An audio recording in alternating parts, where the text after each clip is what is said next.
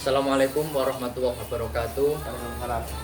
Perkenalkan, nama saya Dia Utamami, NIM 2017-0101-805.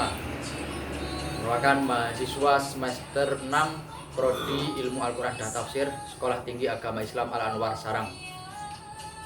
Mana dalam kesempatan kali ini saya akan membahas sedikit tentang masalah gender, terkhusus pada penciptaan manusia dan tentang kepemimpinan laki-laki.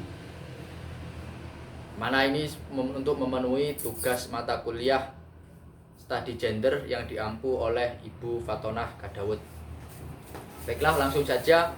Pertama, tentang penciptaan manusia. Isu gender berakar dan bersumber dari sebuah penciptaan manusia. Ini sebagaimana dalam Al-Quran.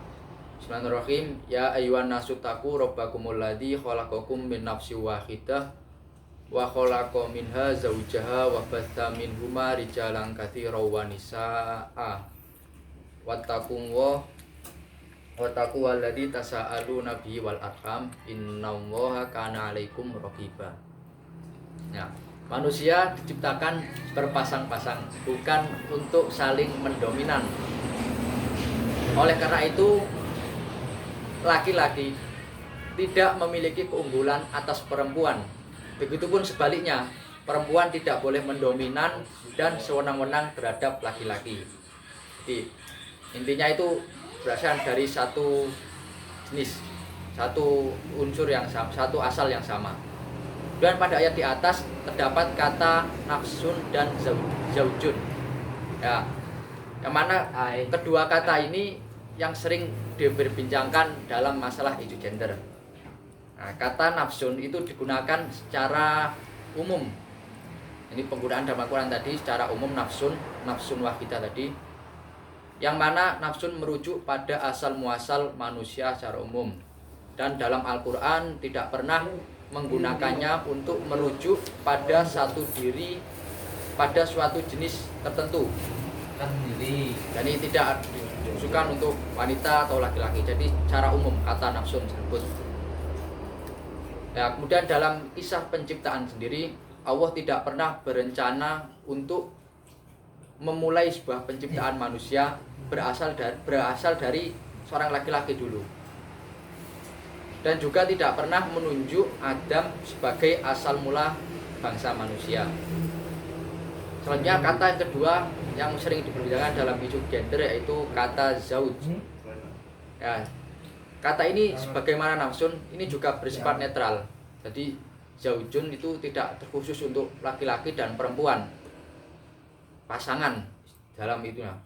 Dan ada istilah zauja itu kan setelah adanya perkembangan ilmu waris untuk membedakan yang suami dan istri. Tapi asal kata zauj itu bersifat netral, berarti pasangan. Jadi tidak menunjukkan bentuk feminim atau muannatsa dan juga mudzakarah, maskulin. Meski Al-Quran menegaskan bahwa manusia secara sengaja diciptakan berpasang-pasang antara laki-laki dan perempuan, namun tidak secara spesifik memberikan karakteristik yang tegas terhadap salah satu pasangan tersebut. Kita lihat sendiri dalam Al-Quran tidak ada kata zaujah, rata-rata zauj menunjukkan arti pasangan. Bagaimana ketika menunjukkan Hawa sebagai pasangan Adam, di Al-Quran juga disebutkan zauj, kata zauj. Kemudian yang tema selanjutnya itu tentang imam dan kepemimpinan laki-laki. Nah, ini maklum ya, bahwasanya Rasul itu semuanya diislamin laki-laki. Nah, ini perlu diketahui bahwasanya pemilihan laki-laki sebagai Rasul itu bukan karena jenis kelaminnya, tetapi karena faktor efektivitas saja. Lebih mudah untuk penyampaian. Jadi tidak ada kesenjangan antara laki-laki dan perempuan dalam memahami hal ini. Selanjutnya, masalah budaya patriarki, yang mana ini sering sekali menjadi perbincangan, perdebatan yang menjadi objek kritikan masalah para tokoh-tokoh gender saat ini yang sering mempermasalahkan budaya patriarki di zaman dulu, kan di zaman Islam dulu. Nah, dalam ini kami mengambil pendapat Wadud yang mana beliau itu mencoba untuk menelisik dan menginterpretasikan teks-teks Al-Quran yang selalu menjadi legitimasi superioritas laki-laki terhadap perempuan. Mencoba untuk memahami teks-teks Al-Quran secara ulang, yang mana dijadikan oleh kaum laki-laki sebagai pelegalan atas superioritas mereka. Nah, Aminah Wadud berangkat dari asumsi dasar bahwa laki-laki dan perempuan itu berasal dari penciptaan yang sama, dimana yang saya jelaskan tadi. Nah, kemudian lantas mengapa terdapat tataran perbedaan dalam hukum ubudiyah? Kalau dari penciptaan yang sama, kenapa dalam konteks ubudiyahnya berbeda? Nah ini Wadud itu, Aminah Wadud langsung memberikan tindakan secara langsung, bagaimana sudah viral di zamannya itu, bahwasanya beliau mengajukan diri atau berpraktek sebagai imam sholat Jumat sekaligus khotibnya, yang mana sangat kontroversi dan banyak menuai kritikan di kalangan umat Islam.